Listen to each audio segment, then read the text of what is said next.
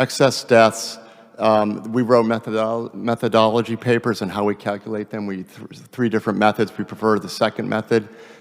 These can be compared to the actuarial tables from the insurance industry, which saw similar excess death in their group life policy. So these excess deaths are undeniable.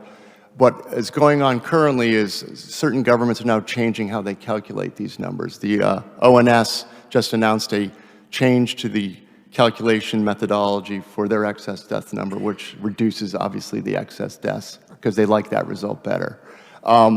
We suspected that might happen, so that's why we wrote our methodology papers and published them in September of 2022.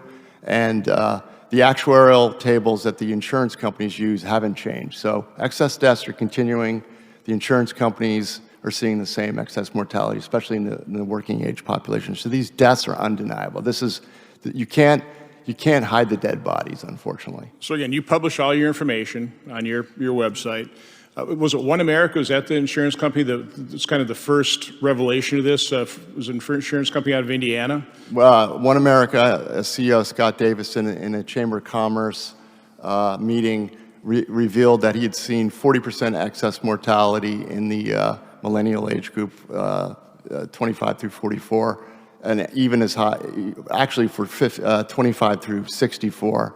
And he said that's 10% increase would be once in a 200-year flood or a 3 standard deviation event. 40% was off the charts, just off the charts.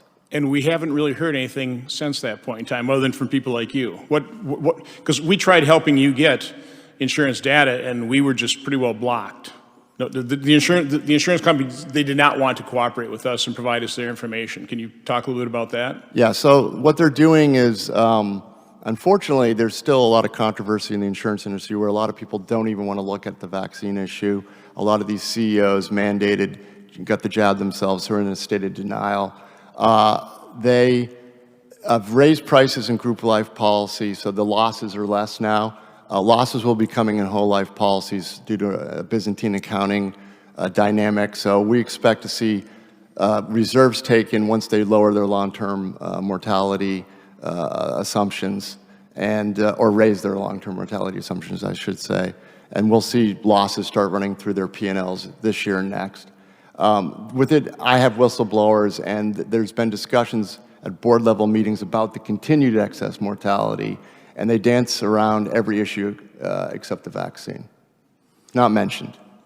So again, you talked about an awful lot of numbers, but my big takeaway is that what you found out is in working age population, there was just an extraordinary increase in excess deaths and disabilities starting in 2021. Not 2020 during the pandemic before we had a vaccine, but after the vaccine rollout. I mean, is that pretty much your That's correct, and that's my thesis as to why the vaccine causes. There was a huge mix shift from old to young starting in 21. Disabilities weren't apparent in 2020.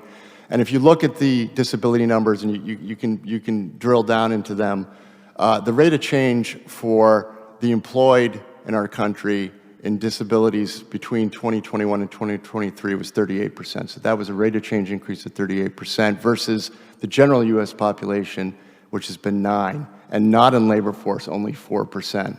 So I encourage everybody to go look at his data, and it's indisputable, basically. So thank you, Mr. Dowd.